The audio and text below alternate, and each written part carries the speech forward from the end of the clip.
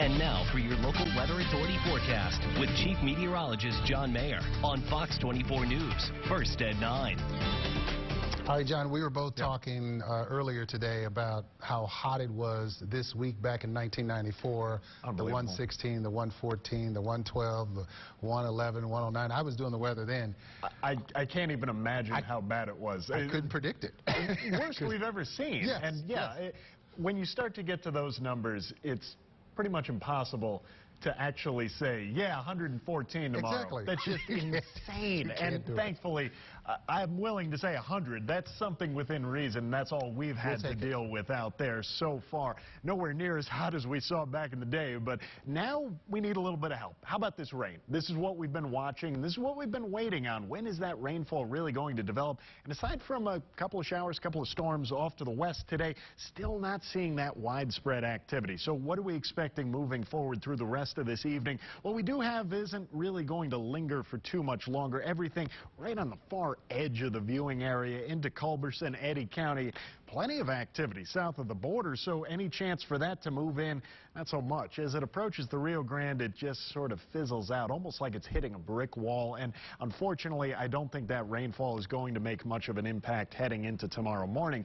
But that's not the only rain chance, not by a long shot. Friday evening into Saturday morning is when things really start to come into play for us, and we see that chance for some scattered showers and storms. And key word here is scattered. Friday into Saturday, it's not a lot of activity, but anywhere from southeastern New Mexico clear on down into the Davis Mountains, get the opportunity for some rain, and well, maybe right here in the basin as well. Now, unfortunately, this is still just far enough out that it's kind of hard to pinpoint exactly where we're going to see the rain. But if nothing else, we can give you an idea on where's the best chance for rainfall, and that continues Saturday into Sunday as well. So exactly what are we watching for? Well, first off to the west, where we're seeing the rainfall now, that's really our best chance for this activity. Anywhere from southeast New Mexico down through the Guadalupe, Davis Mountains, even into the Big Bend. And if we really want to highlight one area, it's going to be into the northern Davis Mountains from Jeff Davis County, Culberson County, Reeves County. That's our best chance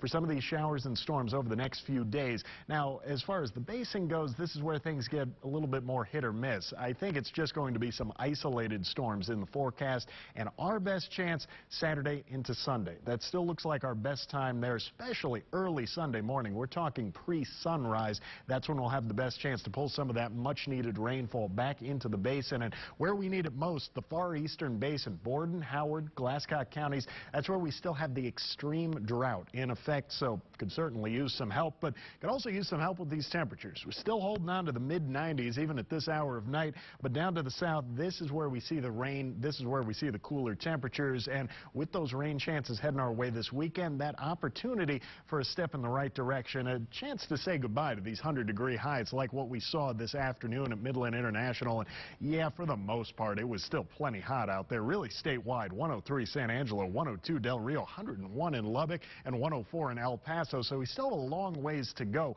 but with those rain chances, I think we're going to take a step in the right direction.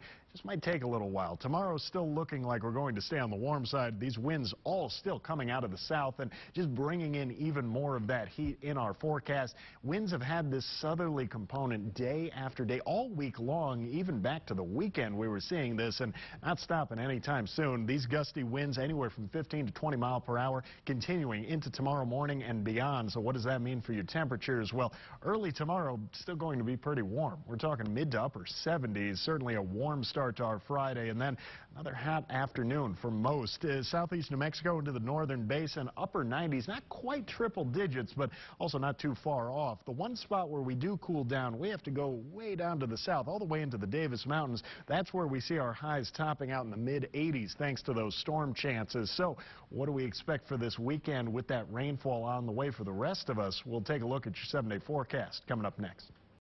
Well, staying pretty warm out there into tomorrow, but once we get into the weekend, that's when we have a chance for a little bit of cooling. Highs dropping down into the mid-90s with those rain chances, especially Saturday night into Sunday morning. That's our best chance here in the basin, but could see some activity off to the west as early as Friday night, Saturday morning. One way or another, though, temperatures really don't drop by much. Mid-90s the best we can do, and then we're back up near triple digits by the time we hit next week. 4th of July looking like it's going to be hot out there, but at least we're holding on to those upper 90s, not quite triple-digit highs and not quite record-setting heat either.